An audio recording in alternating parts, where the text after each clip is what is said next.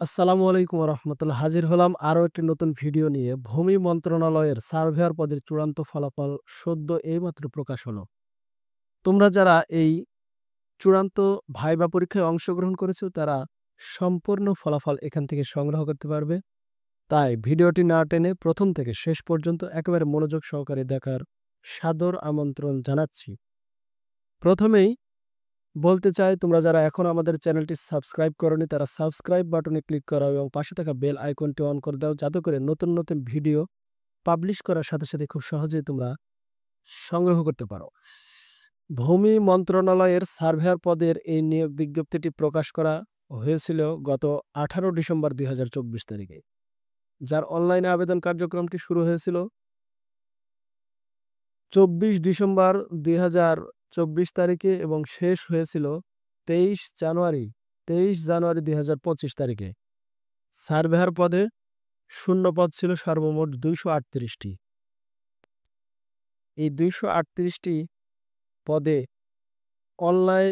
পদের জন্য অনলাইনে আবেদন কার্যক্রম সম্পন্ন করেছিল প্রায় কয়েক হাজার পরীক্ষার্থী, যাদের অংশগ্রহণে রিটেন পরীক্ষাটি অনুষ্ঠিত হয় গত 3 মে 2025 তারিখে। পরীক্ষাটি বিকাল 3টায় শুরু হয় এবং 4:30 মিনিটে শেষ হয়।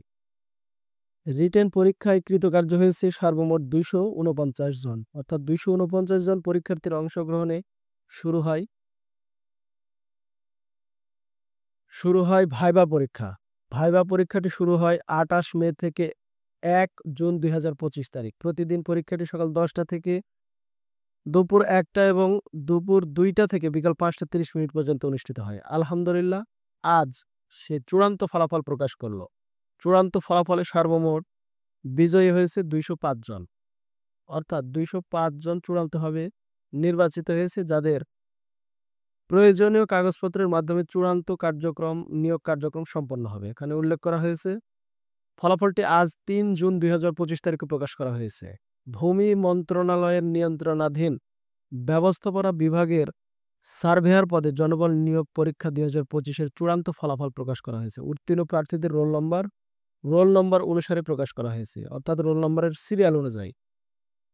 এখানে ভিডিওটি খুব সুন্দরভাবে না টেনে মনোযোগ সহকারে দেখে নাও তোমার রোল নম্বরটি এখানে আছে কিনা। তোমার রোল নম্বরটি থাকলে তোমার কপালটি খুলে গেছে, বুঝতেই পারতেছো। এই ফলাফলটির মাধ্যমে এক বিশাল সংখ্যক জনবলের নিয়োগ কার্যক্রম সম্পন্ন হবে।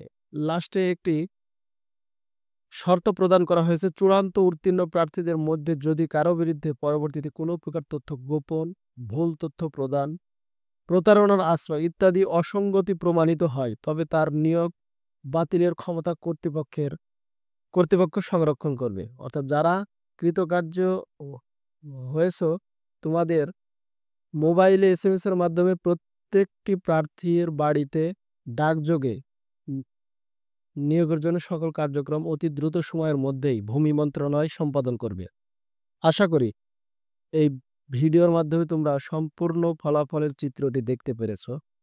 ভিডিওর শেষ প্রান্তে তোমাদেরকে একটি তথ্য জানাতে চাই যে ডেসক্রিপশন বক্সে আমরা এই ফলাফলের PDF লিঙ্কটি তুলে ধরব, যেখানে ক্লিক করার সাথে সাথে তোমরা এই PDF ফাইলটি ওপেন হবে তোমাদের সামনে, এবং এই যে কর্নারে ডাউনলোড বাটন রয়েছে, এখানে ডাউনলোডের নির্দিষ্ট ফোল্ডার সিলেক্ট করে সেভ করে রাখতে পারবে ইনশাল্লাহ।